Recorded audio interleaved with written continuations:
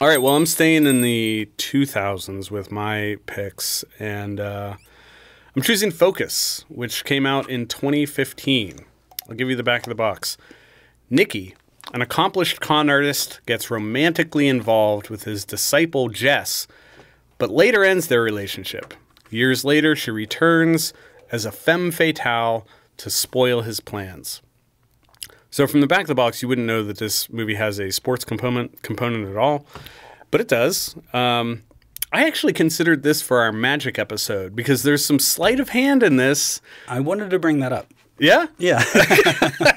I mean, not like a lot, yeah. Yeah. But like, yeah, it's a heist and a magic trick are essentially the same thing. Yeah.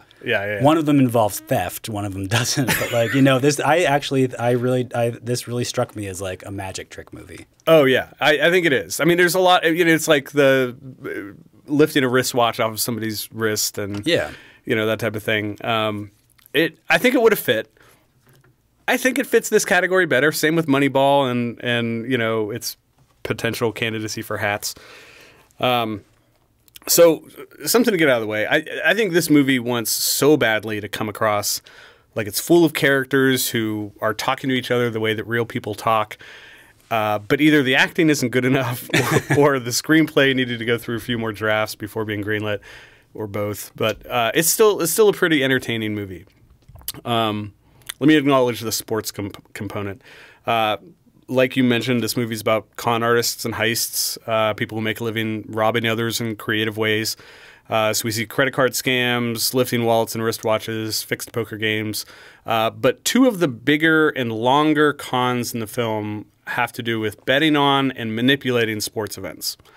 So real quick, who's in this and who directed it? This movie, pretty great cast. I think it's got a slightly above average Will Smith as Nicky.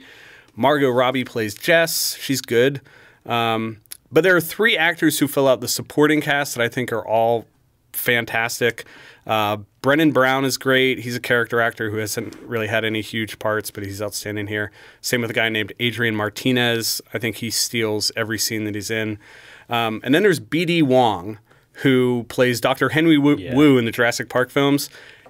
He has a phenomenal part in this movie and very fun to watch. I think his scene is my favorite part of this movie. Yeah, it's really good.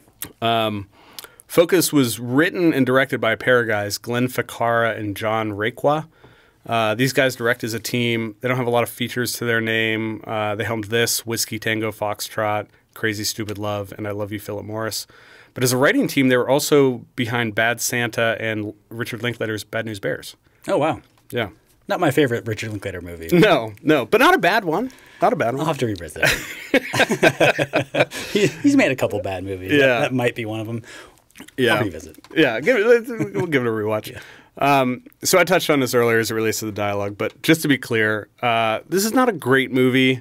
You're not going to be thinking about Focus for years to come, but you know, I think it at times is trying to be a comedy, maybe even trying to do a lot of the things that worked well in Soderbergh's Ocean's movies. I think it was trying to be a little bit clever that it didn't quite live up to itself. Mm-hmm.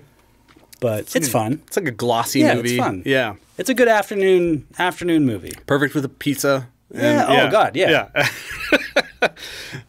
So why did I choose this? I think that this movie captures watching sports, particularly the Super Bowl, in a way that feels really personal to me, and I think us. Yeah.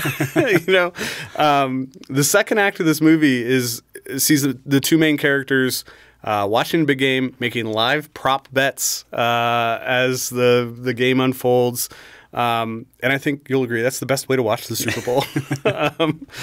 But the Super Bowl... It's not the Super Bowl in this. It actually has a funny... I can't remember the name. Yeah. It's kind of hilarious. It is It's kind of like hilarious. the Federated Football Association or something. Yeah, they did not have the NFL's permission to pull this off. But yeah, it's that scene that has B.D. Wong in it. That alone is worth the price of a rental. The third act of the film is more about manipulating sports, in this case auto racing. That's also fun, but I think that's where the movie kind of loses focus a little bit. It just, it's a little bit belabored, and I don't know.